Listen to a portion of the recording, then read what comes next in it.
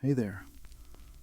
Tonight we're wandering back into a quieter, smokier world where comfort is measured in glowing embers and scratchy straw.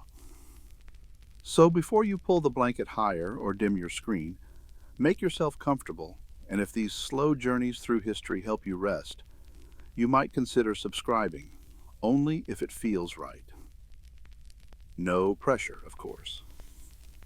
Now, imagine yourself beneath a low timbered roof. Warmth was shared whether you wanted to or not. You tug the blanket aside and shuffle onto the packed earth floor, your bare feet instantly chilled. The cold rises into your bones, urging you closer to the fire. Behind you, someone mutters in their sleep, rolling over into the warm spot you've just left. You sigh, knowing you'll have to coax a flame back to life before anyone else is ready to stir. The fleas, of course, remain loyal companions. They skitter through the straw, nimble and determined. Medieval folk accepted them as part of daily life, though occasionally a folk remedy was tried. One curious method involved scattering dried herbs, tansy, rosemary, or even pennyroyal, into the bedding in the hope the scent might drive the pests away. Judging by the enthusiastic itch on your calf, the fleas never read those instructions. You brush at your sleeve again, then glance toward the hearth. The embers glow faintly, their heat barely reaching you now. In the shadows above, the timber beams loom dark, stained by years of smoke. You stretch your arms, joints stiff from the crowded sleep, and rub your eyes against the dim light. The room itself is quiet, save for the occasional snap of ash or the creak of someone shifting on the bed. Outside, the faint sound of a rooster drifts through the shutters, announcing the day whether you're ready for it or not. You pull your tunic tighter, shuffling toward the fire with slow, careful steps. There is a peculiar sort of intimacy in all this, not the romantic kind, but the unavoidable closeness of family and pests alike. You've learned to accept both with equal resignation. Reality check.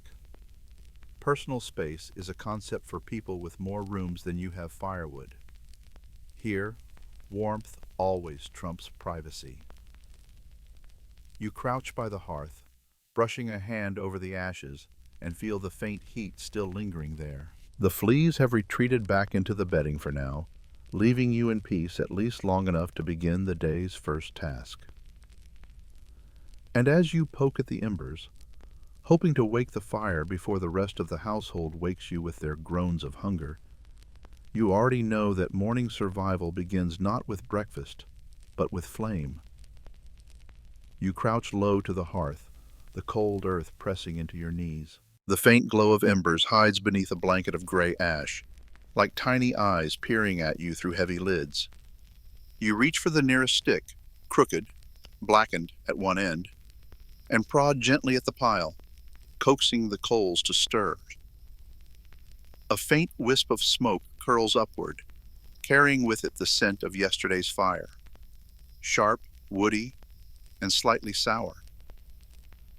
The sparks resist you at first, blinking faintly but refusing to catch.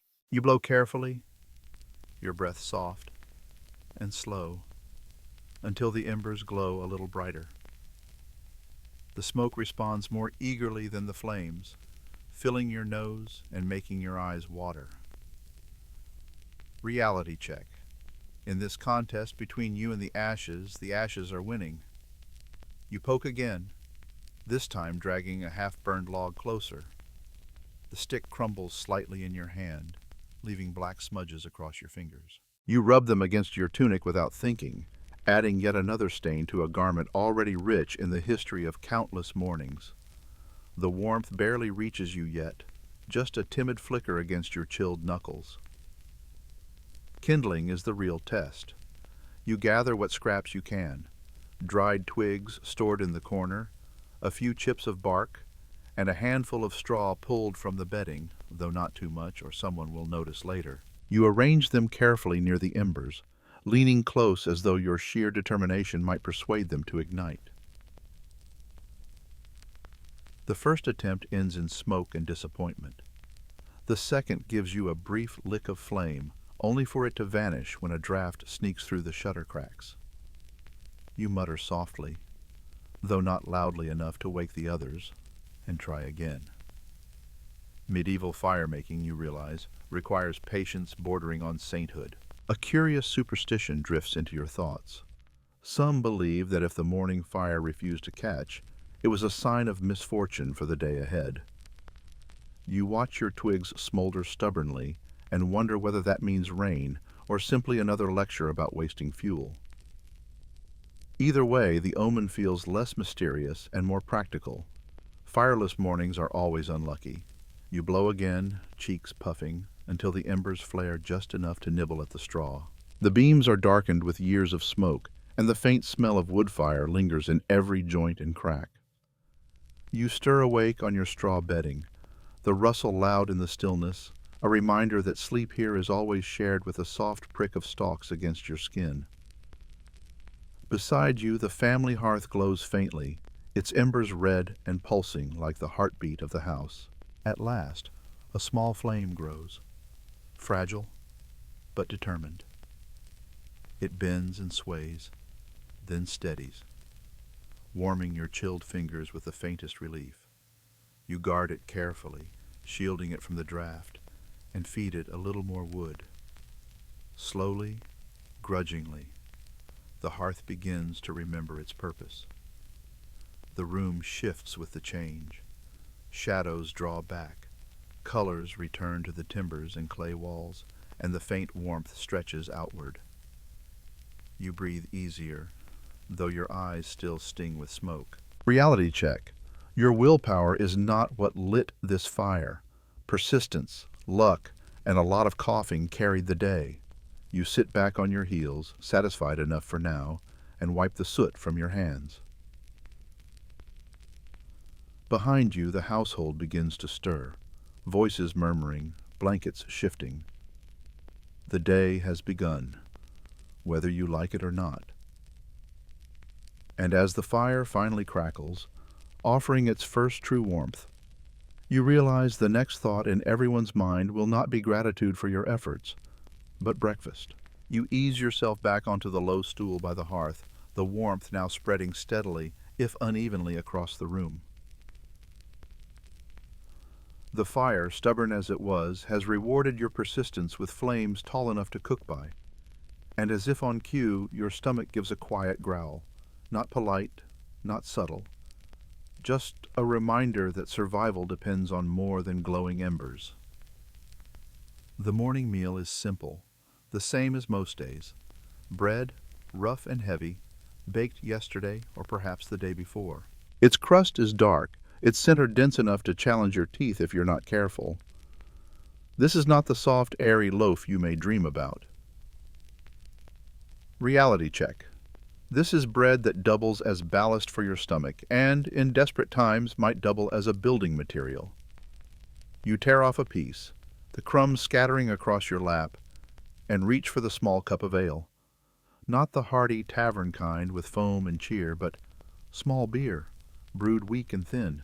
It is more water than anything else, but safer than water itself, which often carried unwelcome surprises from wells or rivers.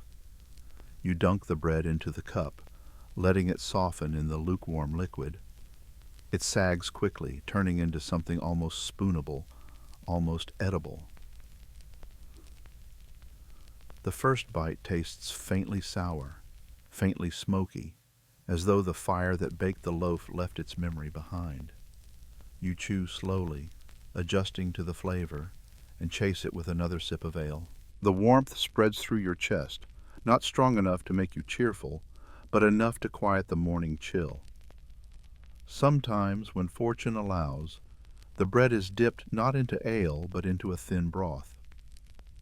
You recall evenings when scraps of vegetables or bones simmered over the hearth, leaving behind a liquid flavored by smoke and ash as much as by food.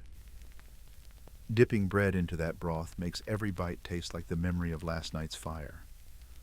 Peculiar, perhaps, but in its way, comforting. Your family gathers quietly around the hearth with you, each person taking their portion. Children break their bread into smaller pieces, dipping and chewing with concentration.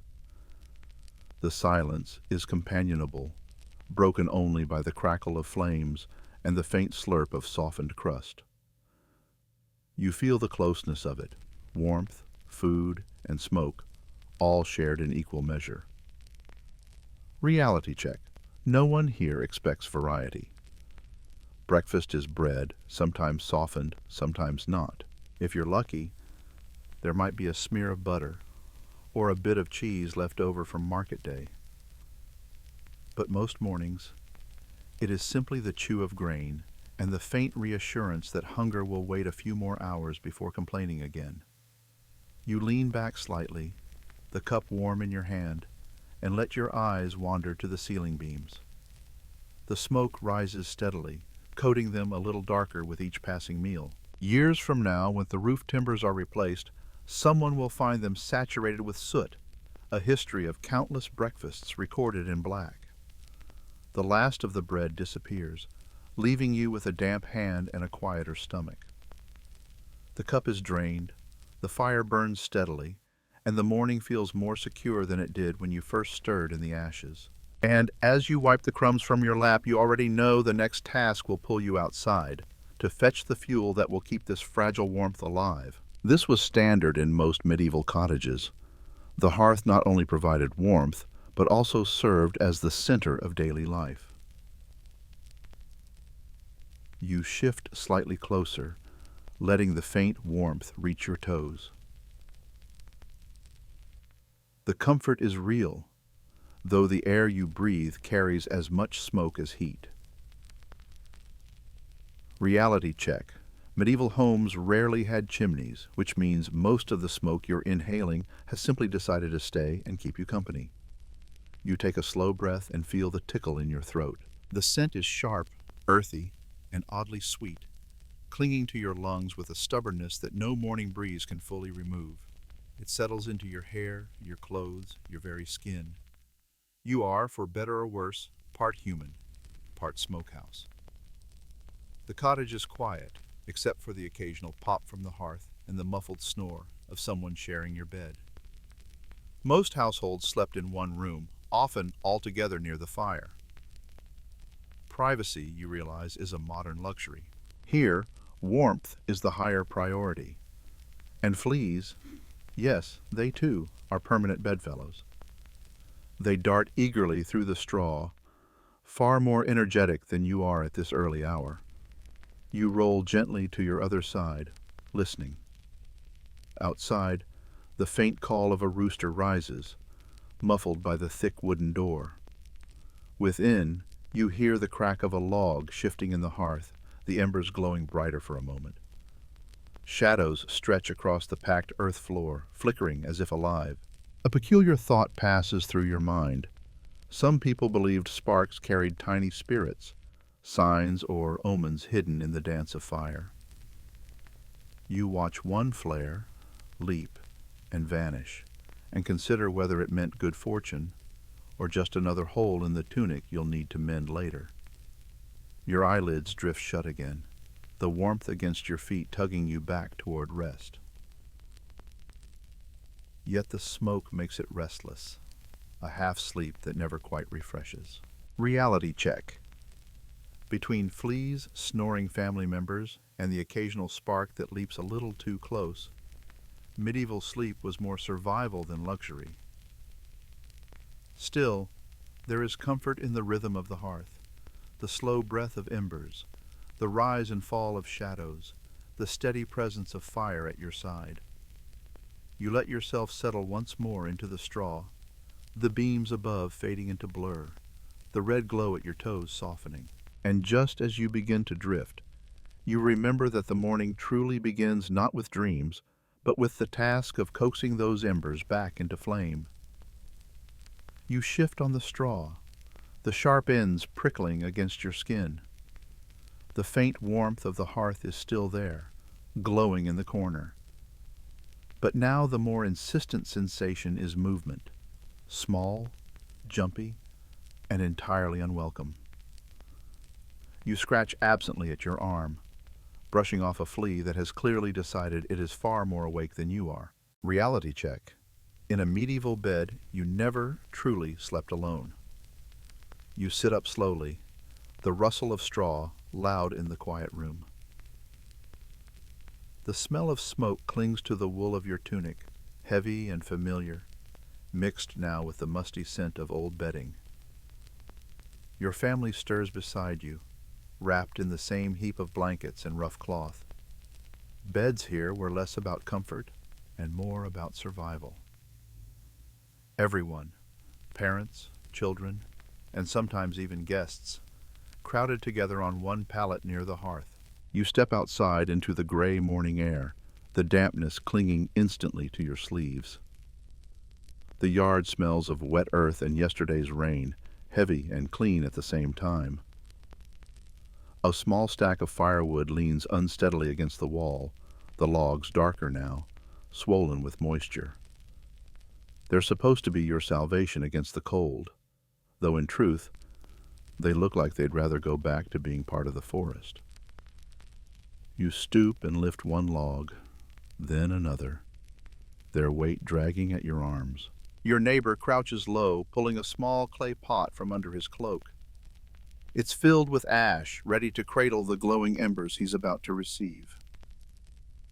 The pot itself is warm from being held close to his chest, a reminder that people here carry fire as carefully as others might carry bread or water.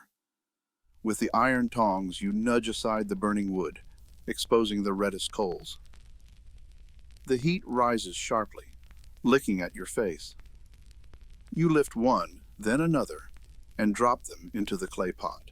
Instantly, the ash hisses and smolders, holding the heat close. Your neighbor grins, grateful, though you notice his eyes flick briefly at the rest of the fire. You know the thought. Every ember you give away is one you can't keep. It's a delicate balance. Refusing would make you look selfish, even unchristian. Yet giving too generously risks leaving your own hearth weak. A peculiar custom once said that the best time to share fire was after sunrise prayers, as though daylight somehow made generosity less costly. You suspect the real reason is that no one wants to lose their embers in the coldest hours of night. Soon, another figure arrives. Then another. By mid-morning, your hearth has become a kind of informal marketplace. Each visitor carrying a pot or a bundle of straw, ready to carry away sparks like precious treasure. You nod, you pass the embers, you pretend not to notice how the pile of wood shrinks faster than you'd like. Reality check. Your family's survival quietly depends on saying yes, even when your instinct whispers no. The room fills with chatter as neighbors exchange gossip while waiting their turn. Someone mentions a cow gone missing in the fields.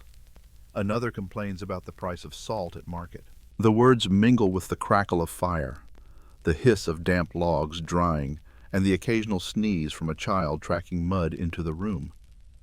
It is ordinary life, bound together by shared dependence on a single flame. When at last the door closes behind the final visitor, the room feels quieter, emptier, and colder too, though the fire still burns. You lean closer, feeding in a split log, watching the flames curl greedily around it. The hearth sighs back into steadiness, reclaiming its place at the center of your household. You rub your smoke-stung eyes and stretch your legs, brushing flecks of ash from your tunic. The neighbors have carried your heat away with them, but what remains is enough. And tomorrow, or the next day, you might be the one knocking on their door. For now, the smoke clings to your hair, your robe, even the rough skin of your hands, a constant reminder that the fire, once shared, never truly leaves you. And as the warmth steadies again, you prepare for the day's work, carrying the hearth with you in scent and spirit, whether you want to or not. You step outside at last, blinking into the pale daylight. The chill of the air strikes your cheeks, crisp and clean compared to the thickness of the cottage. But your clothes betray you instantly. The wool of your tunic is heavy with smoke, each fiber saturated, carrying the memory of every log burned since winter began. The scent is strong enough that even the breeze cannot shake it loose. Reality check. You don't need to tell anyone you live near a hearth. You smell like one. You stretch your arms, trying to shake some of the stiffness from the straw-filled sleep. The movement only releases more of the smoky perfume from your sleeves. The fields beckon, and so you walk, each step in sandals sending a faint puff of dirt up against your ankles. Birds stir in the hedgerows, their chirps bright against the muffled hush of damp ground. Still, beneath the open air, you carry your hearth with you, like a reluctant halo of smolder. At work, bending to gather weeds or scattering seed, the smell rises with your every move. Sweat mingles with soot, creating a blend that is less fresh laborer and more traveling chimney. Yet no one notices. Your neighbors are the same. In a world where soap is precious and laundry an ordeal, smelling of smoke is simply the perfume of survival. When you return indoors at midday, the fire greets you with a familiar crackle. You hang your cloak by the hearth, though it already reeks like the logs themselves. Soon you're stirring the pot, wooden spoon tracing circles through a thin stew. Steam rises, carrying herbs, onions, and yes, another wave of smoke that seeps into your skin. The wood is slick to the touch, the bark softening, little flecks of moss and mud crumbling into your palms. Reality check. You burned more energy carrying these damp logs than the bread and ale you had for breakfast will ever replace. If medieval life were a balance sheet, you'd already be in debt. The door creaks as you push it open with your shoulder, arms full of logs.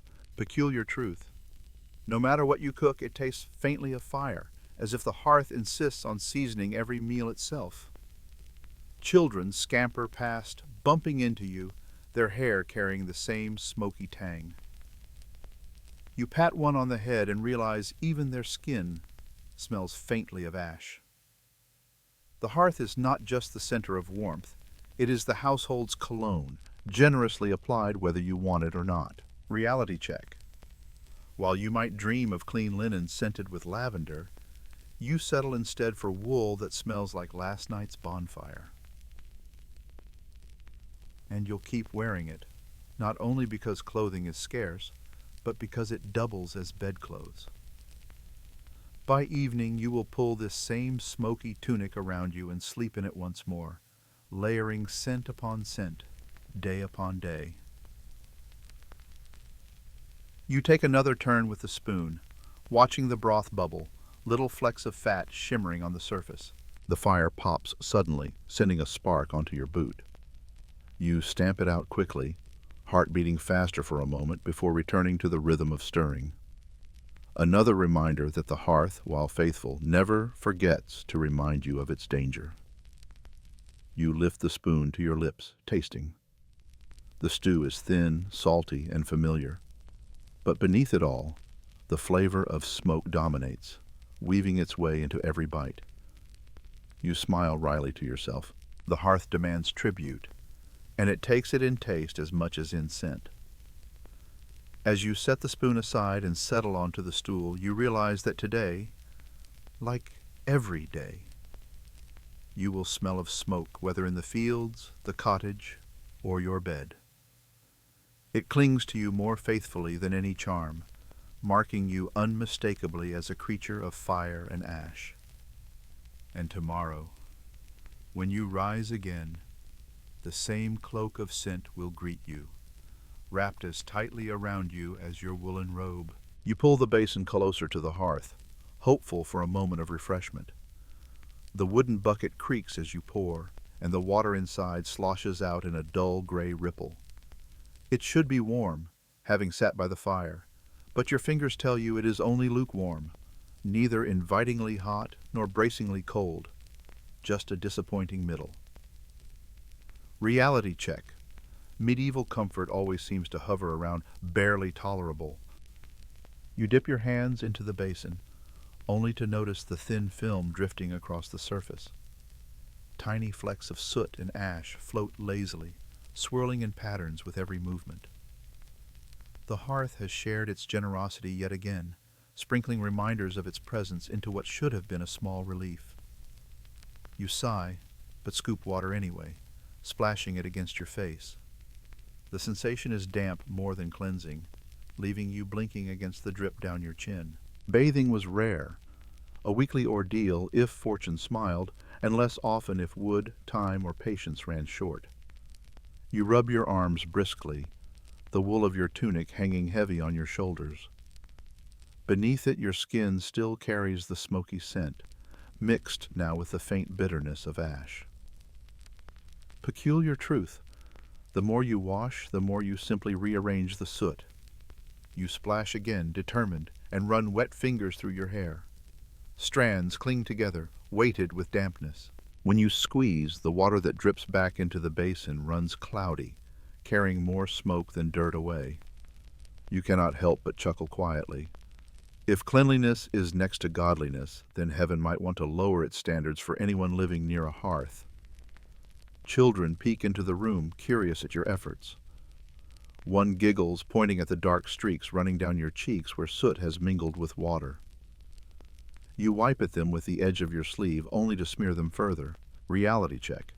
You may end this wash looking less like a refreshed villager and more like you spent the morning wrestling the fireplace itself. A curious remedy comes to mind. Some households believed adding herbs to wash water could drive away dirt more effectively. A sprig of rosemary, a handful of mint, even nettles if nothing else was available. You glance at the basin, considering, but decide that unless the herbs can banish soot entirely, they are better saved for the pot.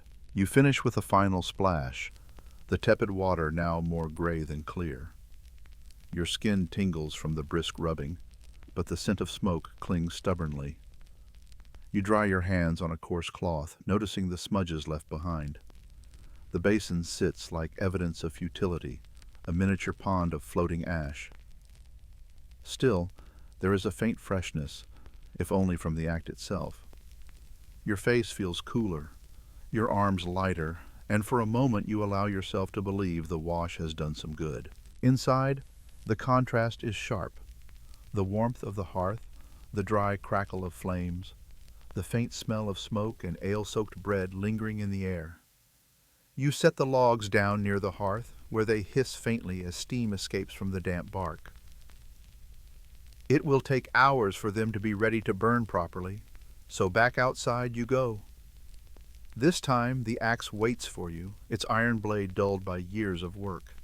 You lift it, feeling the wooden handle rough against your palms. Perhaps feeling clean is as much imagination as reality. You push the basin aside, leaving the hearth to reclaim its territory. The smoke curls upward, content, as if mocking your brief rebellion. And with your hair damp and your sleeves streaked, you return to the day's rhythm, already bracing for the next inevitable use of the fire. Not for washing, but for healing.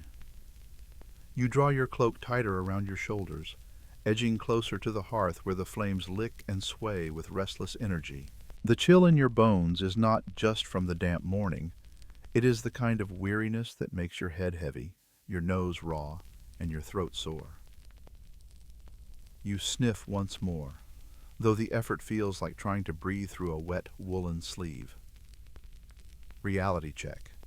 In a drafty cottage, colds are less an occasional nuisance and more a permanent houseguest. The fire throws heat unevenly, one side of your body warmed almost too much, the other still shivering in the cold air. You lean into it anyway, letting the glow seep into your skin. Shadows ripple across the walls, softening the lines of smoke stains that mark every beam. The smell of ash is stronger tonight, almost sweet, carried along with the faint tang of onion. On the small wooden table by your side sits a bowl of syrup, golden and viscous, glinting faintly in the light of a single candle. It is onion, boiled down with honey until it thickened into this sticky remedy. Folk wisdom insists it soothes coughs and clears the chest. You scoop a small spoonful and swallow, grimacing at the sharp bite, followed by cloying sweetness. Peculiar, yes, though in truth it feels more like chewing your way through dinner and dessert in one breath. The candle flickers as you tip the bowl slightly, the flame bending in rhythm with your coughs. Candlelight and hearth glow together, twin guardians against the dark outside. But they cannot quiet the ache in your throat, nor the tickle that pulls another ragged cough from your chest. You sigh and sip again, telling yourself that if the remedy does not cure you, perhaps the honey at least will make you forget.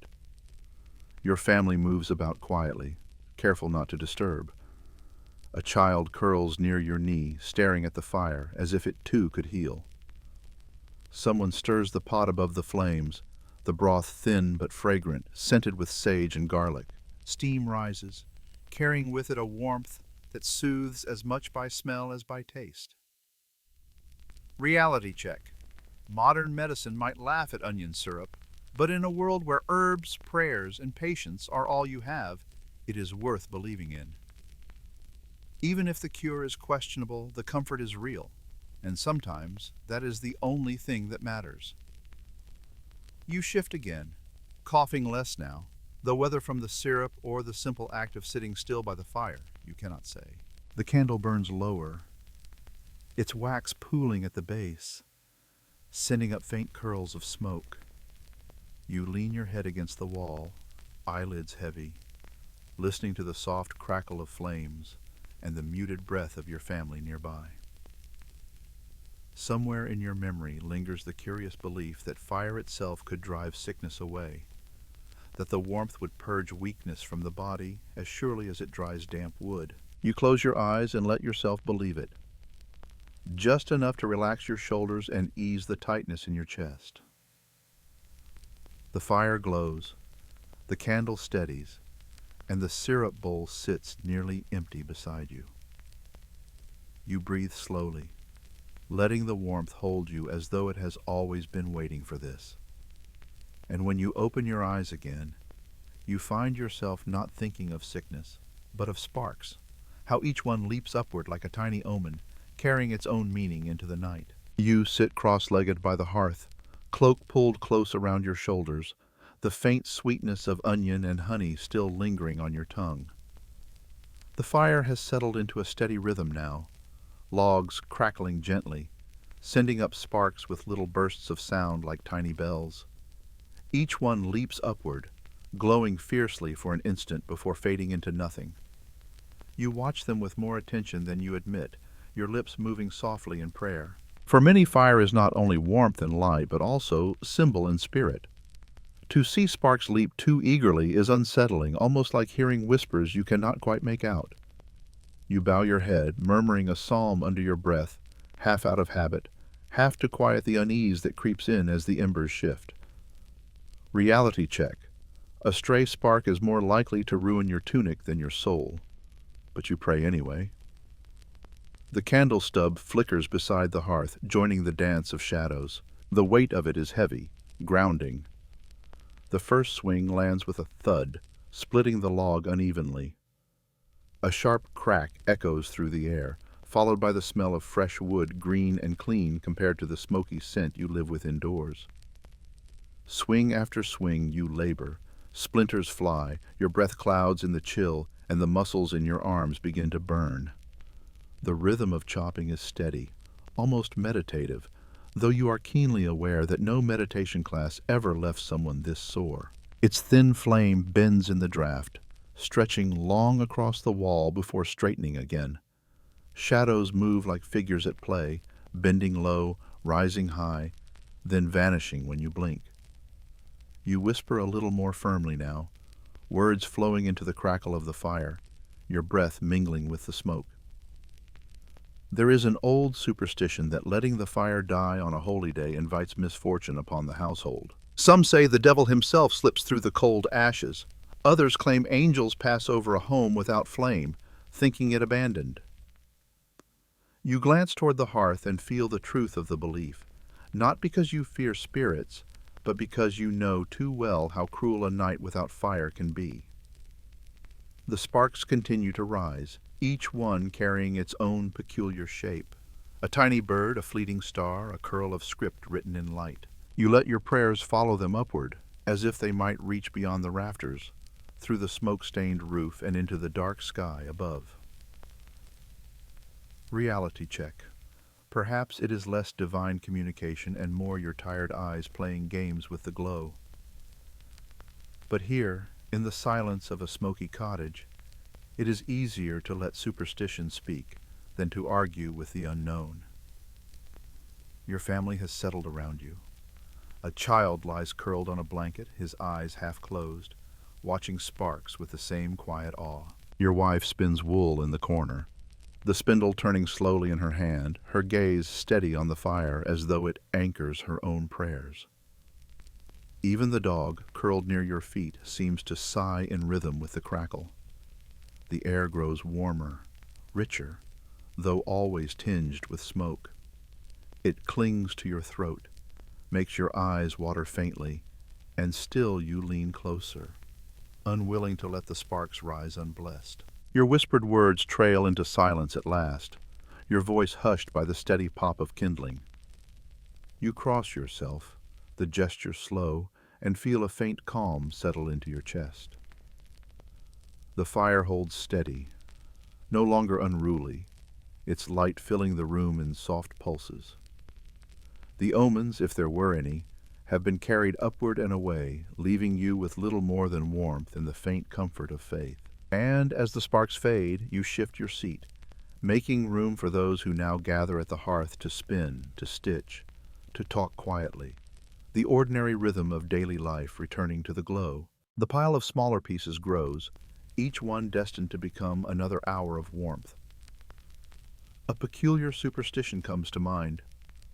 Some believed that wood cut in the morning burned longer, as if the freshness of dawn lingered in its fibers. You look at the heap of damp logs and wonder if the fire will care what hour it is, or if it will simply sulk and smoke regardless. You gather more wood, stacking it carefully inside near the hearth to dry. The children of the house poke at the pile, choosing small twigs to feed the flames. Their laughter fills the room, though every so often someone yelps at a splinter. You rub your own hand absent-mindedly, knowing the sting all too well. The hearth itself seems to sigh with relief as the dryer chips catch, flames licking eagerly at the new fuel. The damp logs lean nearby, waiting their turn. The warmth spreads again, pushing back the damp chill that seeped in when you opened the door. You lower yourself onto the stool, chest still heaving slightly from the effort, and rub the ache from your shoulders. Reality check. Medieval life gives no reward for this labor beyond smoke in your hair and heat in your bones. But even that feels like luxury compared to the cold waiting just outside the door. And as the fire steadies, fed by your work, you glance toward the doorway. Soon, neighbors will begin to wander in, not for company, but for something more valuable, a share of your embers. You sit back on your stool, arms still heavy from the axe, when the first knock rattles the wooden door. It's not a polite tap, but the kind of half-knock, half-push that signals familiarity. Before you can rise, the door creaks open, and in steps your neighbor, cloak damp at the hem, hands already cupped expectantly. He doesn't need to explain why he's here. The hearth has always been as much a village resource as a family one. Sharing fire is not charity, it's survival. In most cottages, embers are banked carefully overnight, hidden under ash to keep them alive. But sometimes, despite best efforts, a household wakes to nothing but cold gray dust. And so the unlucky family makes its way to a neighbor's hearth, hoping for the gift of a coal or two. Reality check. In an age without matches, borrowing fire is less awkward favor and more matter of life or death. You gesture toward the hearth where the flames flicker more confidently now. You shift closer to the hearth, easing yourself onto a low stool while the room fills with the quiet rhythm of daily work. The fire burns steadily now, glowing across the packed earth floor, sending shadows up the walls like painted patterns. Around you, life folds itself into the small circle of warmth, each task taking its place beside the flames. The women spin wool, their distaffs propped carefully, fingers drawing fibers into threads with steady patience. One brother-in-law insists the flames must be fed more, or else the pot of pottage will never soften the beans. Another mutters that the log was meant to last the evening, not burn away before the noon bell. Each word carries the weight of cold nights and empty stacks, because every wasted log is one less layer between the family and frost. You lean closer, listening while pretending to brush ash from your sleeve. Peculiar superstitions even creep into the debate. One neighbor swears that firewood chopped under a full moon burns twice as fast. Another insists damp logs eat their neighbors, leaving the whole fire hungrier than before. The arguments spin out, equal parts practical and peculiar, circling the flames like moths. Meanwhile, the children sit wide-eyed, glancing between the fire and the disputing adults. The crackle of the blaze almost joins the quarrel, punctuating each complaint with a pop or hiss, as if the hearth itself has taken sides. You can't help but smirk, though you keep it hidden. Reality check. No medieval argument is truly won by reason, only by who still has wood left in their pile at week's end. At last, a decision is reached. The flames are tamped down with a shovel of ash, muttered prayers offered as though smothering the fire without blessing might tempt ill luck. The room quiets, though the air is still thick with smoke and lingering tension. The embers glow lower now, glowing red instead of roaring gold. You lean back, exhaling, the warmth settling into something steadier. The quarrel fades into mutters. The spindle hum resumes, and the fire returns to its usual rhythm. Still, you know these disputes will flare again, as predictable as sparks in the night. And as the room sighs back into calm, you notice a new sound. The faint hiss of a spark that's leapt onto the thatch above, a reminder that fuel is not the only danger when fire is your closest companion. You tilt your head back, eyes following the upward leap of a spark as it sails past the smoke hole and disappears into the shadows of the roof. The thatch looms above, thick and dry despite the dampness of the season, and you feel a faint prickle of unease. For all its sturdiness against rain, thatch is less forgiving when kissed by fire. Reality check. In a home where the hearth sits in the middle of the floor, bedtime often includes a silent wager about whether you'll wake to warmth or wake to smoke. The crackle of the fire is cheerful enough, but you hear it differently now. Every pop of resin sounds like a warning, every hiss of sap like the intake of a sharp breath. You lean forward with the shovel, pushing the logs closer to the center, muttering under your breath as though the fire might listen. Sparks spit defiantly anyway, tiny bursts of gold against the dim rafters. You remember stories of neighbors whose cottages vanished in the space of an hour, their walls collapsing inward while the village watched helplessly. It is why buckets sit by the door, always half filled with water, though you know too well that a bucket brigade is more comfort than cure. Peculiar belief holds that tossing salt onto the fire before sleep helps tame it. You glance at the pot of salt, tempted, though you suspect the hearth is more stubborn than superstition. Children curl near the flames, blissfully unaware, their laughter still echoing as they tug at scraps of wool. You smile faintly at their calm, though you cannot help imagining how quickly the mood would shift if one errant spark found a dry patch of reed above. You cough, more from smoke than fear, and brush soot from your tunic as though that might lighten the thought. The dog lifts its head, ears twitching at the pop of a larger spark. It lands harmlessly on the packed earth floor, fading into ash before you can even lean toward it. Still, your heart thuds faster for a moment, a reminder of how thin the line is between hearth as protector and hearth as destroyer. Reality check. For all the talk of home being where the fire is, that statement carries more than a little risk. Here, Safety and danger are the same glow, depending only on the direction sparks decide to fly. You settle back onto your stool, deciding the best defense is vigilance, or at least a drowsy sort of half-watch, eyes open enough to notice trouble, closed enough to pretend at rest. The fire hums lower now, embers glowing red instead of leaping gold. The spindle hums faintly as it drops, winding the wool tighter with each practiced twist. The sound is soft but constant, like the ticking of a clock you do not own. You watch the threads form, thin and strong, while sparks pop now and then from the hearth, a reminder that all fabric here begins with smoke and fire before it ever becomes tunic or cloak.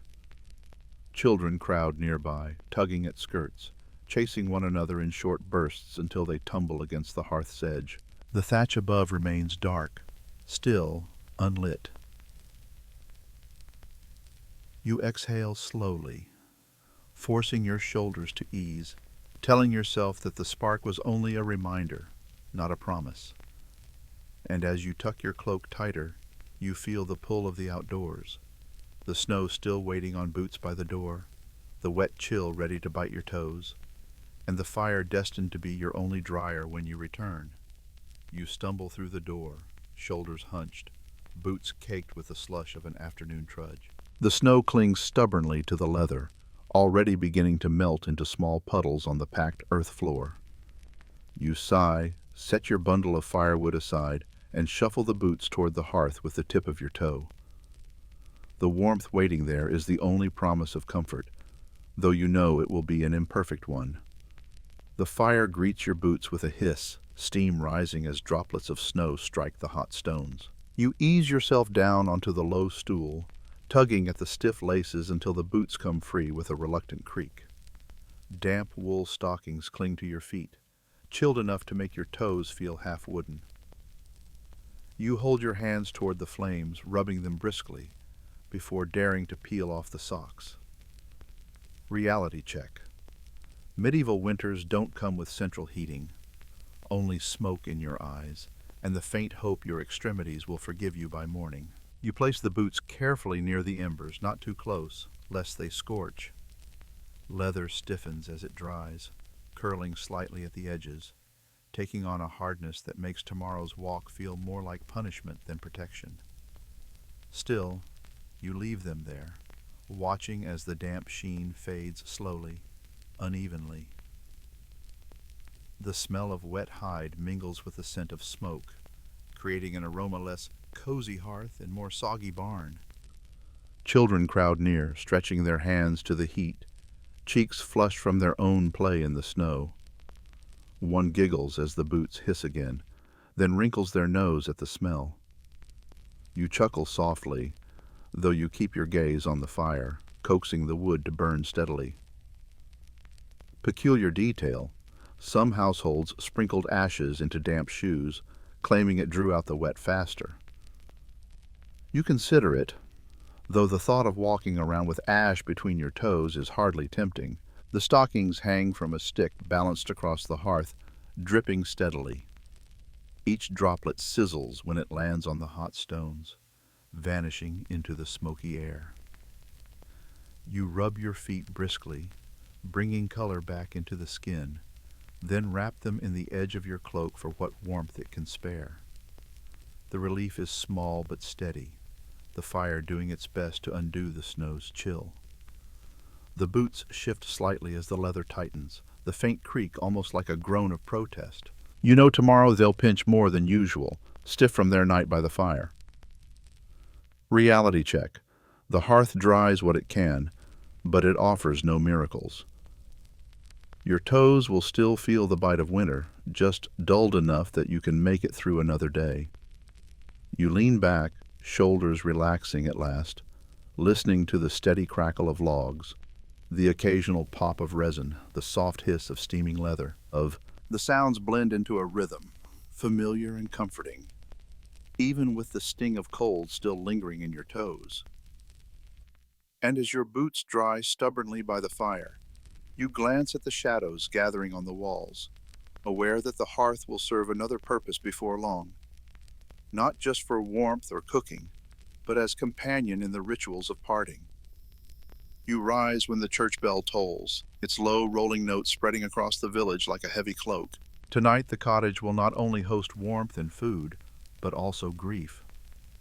A neighbor has died, and the wake gathers here, where fire and candlelight meet to mark the passage. You step aside as neighbors file in, stamping snow from their boots, faces solemn, voices low. The hearth already burns, flames crackling and throwing a warm glow against the walls. But beside it, a row of candles sputters on the table, their wax dripping steadily onto rough boards. Their light is gentler, more delicate, and together with the fire they create a curious competition, each flame striving to shine, though neither seeming eager to last the night. Reality check. One log too damp or one candle too short, and your solemn vigil quickly becomes an awkward scramble for replacement fuel. The body lies in the center of the room, laid out simply on a board draped with cloth. Their laughter fills the smoky air, though it's laced with scoldings to stay back from the flames. Reality check. One careless step, and singed wool could end the game quickly. Yet children, in every century, treat warnings more as suggestions than rules. You lean back, letting the warmth seep into your legs. The fire is the only true center of the household. It cooks, it warms, it lights, and it gathers everyone into its orbit. Family and friends gather around, some murmuring prayers, others staring silently into the flicker of light. Children are hushed, though they watch the flames with fascination, as if death is only another story told by fire. You kneel for a moment, the warmth of the hearth brushing your cheek while the candlelight softens the contours of grief. Food passes quietly from hand to hand, bread, cheese, a sip of ale. Sharing sustenance alongside sorrow is as old as the village itself. The hearth gives its own offering, smoke curling upward, carrying with it the faint aroma of wood, ash, and the stew that still simmers faintly in the background. Peculiar though it feels, grief and appetite often sit side by side, each one demanding its due. A woman straightens one of the candles, its wick sputtering dangerously low. The stub leans, threatening to drown in its own melted wax. Another candle flares brighter, throwing tall shadows across the rafters. The hearth, meanwhile, pops loudly, showering sparks onto the hearthstone, almost as if protesting being upstaged. You can't help a wry smile. The elements themselves seem to quarrel over who will hold the night. Prayers continue in low voices, drifting like smoke through the dim air. Someone sings softly, a hymn carried on breath more fragile than steady, yet strong enough to bind everyone together. The children fidget, then fall still, lulled by the rhythm of chant and flame. You bow your head, whispering your own words, whether to God, to memory, or simply to the fire itself. Reality check. Mourning here is not private, not gentle. It is crowded, smoky, shared. The hearth and the candles do not merely light the body, they remind the living that survival still depends on flame, even in death's shadow. As the night deepens, the wax runs low and the logs shrink into glowing embers. Both sources of light grow weary, each guttering in its own way. Yet together they carry the vigil until dawn, stubbornly refusing to leave the body in darkness. And when the final prayers fade into silence, you feel the weight of the room settle, grief mingled with gratitude, sorrow laced with warmth. The hearth has done its duty, the candles theirs, and you, too, have shared the long watch. Now, as neighbors slip away into the cold night, you notice the cracks in the hearthstones themselves, patched with clay, reminding you how much effort it takes to keep even stone and fire from crumbling under the years. You linger by the hearth after the wake has ended, the last candle stub curling into itself, its smoke mingling with the heavier scent of charred wood. The fire has burned low, just a bed of red embers now, glowing like tired eyes. You lean closer, and for the first time, Notice the cracks that spread across the hearthstones. Thin lines like veins running through old skin. Each fissure has been patched with clay, smoothed roughly into place by hand. The patches are uneven, bulging here, crumbling there, evidence less of careful masonry and more of desperate maintenance. Reality check. This is not art, it is survival.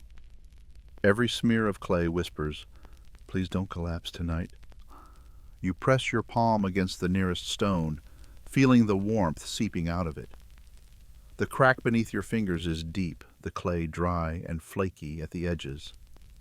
You can almost picture the endless cycle, fire widening the gaps with its heat, winter damp creeping in, family members scooping handfuls of clay to paste over the wounds yet again.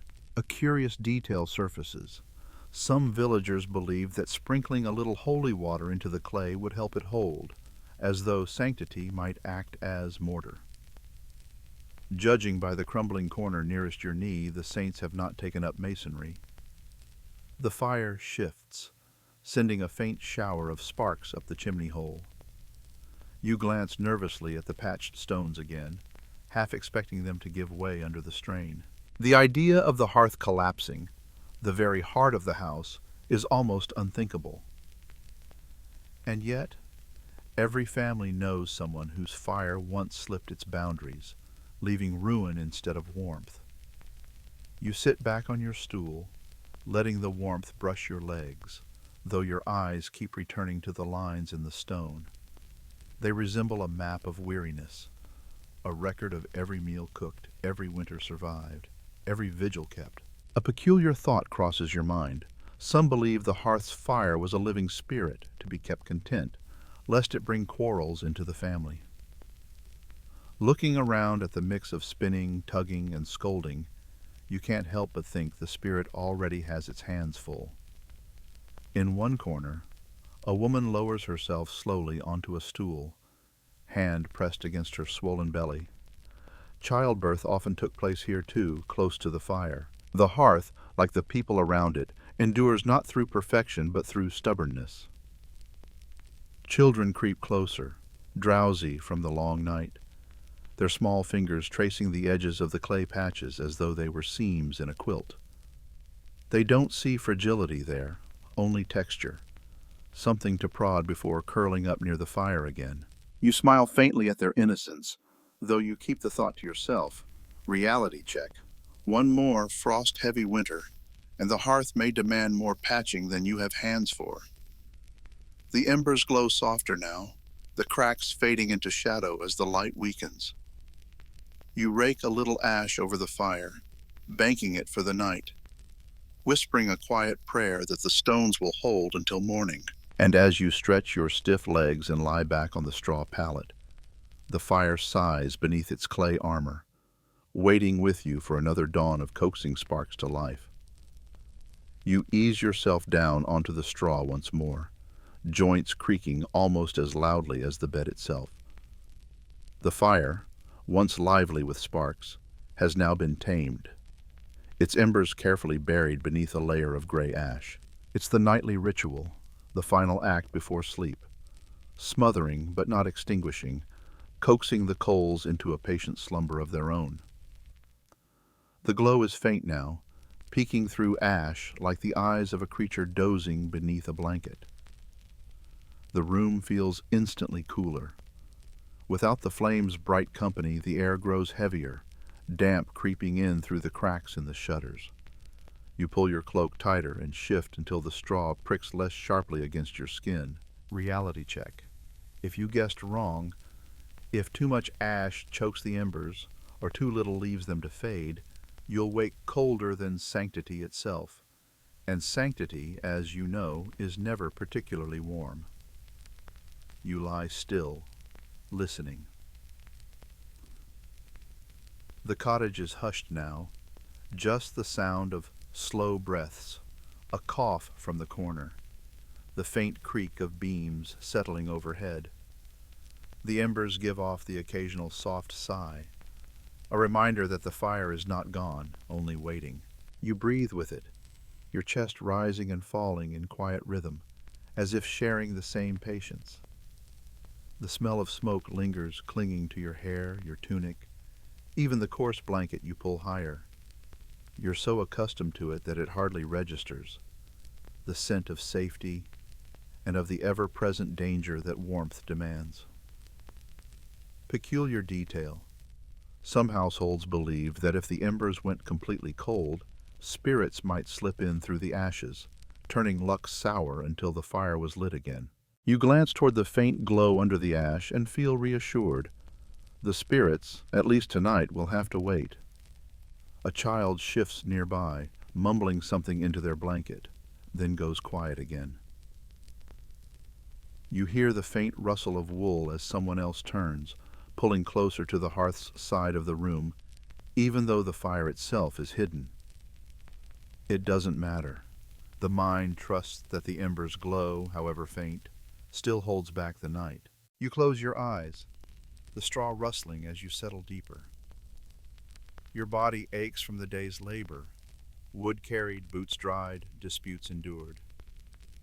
Yet here, in the darkened cottage, you let the weight of it sink into the straw, into the smoke, into the slow breathing of those beside you. The ash lies thick, the coals patient. You trust, though not entirely, that they will wait for morning, ready to spark once more at your coaxing. If not, well, you'll be the one knocking at a neighbor's door, pot in hand, asking for embers with a sheepish smile. For now, though, you drift, half asleep, half listening to the breath of the hearth beneath its ash blanket, the muted heart of the home beating quietly through the night. And as your mind softens, you feel the day loosening its grip, carrying you toward the final thought of every medieval night. That fire, like life itself, must be carefully tended if it is to last until morning. You roll onto your side, the straw beneath you sighing as it shifts, prickling against your skin in familiar complaint. The air in the room is thick, carrying the unmistakable perfume of hearth smoke that has long ago woven itself into every fiber of your tunic, every strand of your hair. You bury your face into the rough blanket, but the scent follows you still, as inescapable as breath itself. There was no separate room, no quiet sanctuary, just the same smoky air, the same circle of light, now expected to cradle a beginning as well as daily tasks. Privacy was as rare as luxury, and comfort was whatever the fire's warmth could offer. You hear the steady pull of wool, the low murmur of women's voices, the restless sighs of the little ones. The fire crackles in answer, sparks leaping as though joining the chatter. Your fingers curl unconsciously, still marked with faint streaks of soot and spots of cooled wax from the stubby candles handled through the evening. The wax clings stubbornly, hardened ridges pressed against the grooves of your skin, reminders of small labors done without thought. Reality check. You may drift into dreams, but your hands will carry the chores of today straight into tomorrow. The room lies hushed now. Children murmur in their sleep, rolling closer to warmth. The dog sighs heavily, curled at your feet. The fire's heart beats softly beneath its blanket of ash, breathing smoke into the rafters. Shadows shift and still, until the cottage seems more like a cave, lit only by the faint red pulse of buried coals. You let your thoughts soften, wandering in the direction of dreams. They come edged with smoke, curls of gray drifting through darkened skies, and with light little flares of candle flame guiding you through corridors of memory. Peculiar how the mind carries the glow of fire even into sleep, as though it cannot imagine a world without it. The hearth has been both companion and taskmaster, a comfort at dawn, a danger at midday, an endless set of chores scattered across every hour. Yet without it, your family would be plunged into darkness, the night stripped of warmth, the walls vulnerable to frost. It is a fickle guardian, but a guardian nonetheless. You pull the blanket higher, nestling deeper into the straw, letting the smoke settle into your hair like a final lullaby. Your breath slows, your body loosens, and the weight of the day slips away into quiet. The embers glow softly in the dark, steady and patient, keeping watch while you surrender. And in their warmth, in their shadow, you drift, carried gently into dreams. End of script. Sweet dreams. The air grows warmer, thicker, the smoke rising lazily to stain the beams overhead. You shift again, rubbing your sleeve where soot has left its familiar mark. Another quiet badge of life spent too close to flame. Reality check. It is hard to imagine a softer cradle for new life than one wrapped in smoke and noise, yet that was the way of things. Babies came into the world with ash in their first breaths and wool threads nearby, woven into the fabric of the family before their eyes could even open fully. The day moves on with this rhythm, spinning, tugging, scolding, laughter, sparks. The hearth binds it all together, stitching the separate moments into one cloth of ordinary life. And as the spindle spins once more and a child tugs again at a skirt, you find yourself thinking that the fire, stubborn as it is, has learned to carry the weight of every role: cook, guard, companion, and witness to it all. You settle onto the bench, rubbing warmth back into your hands, when the first sharp words drift across the hearth. At first, you think it's only the ordinary chatter of a crowded room, but the tone sharpens, voices overlapping like sparks snapping from the logs. Someone has been accused of adding too much wood to the fire. It sounds petty at first, until you look at the hearth and realize the flames are higher than usual, licking up the chimney hole and devouring the smaller sticks with greedy haste. The logs crack loudly, spitting resin into the air. Reality check. In winter, wood is wealth, and throwing too much of it into the hearth is nearly as scandalous as throwing coins into the mud.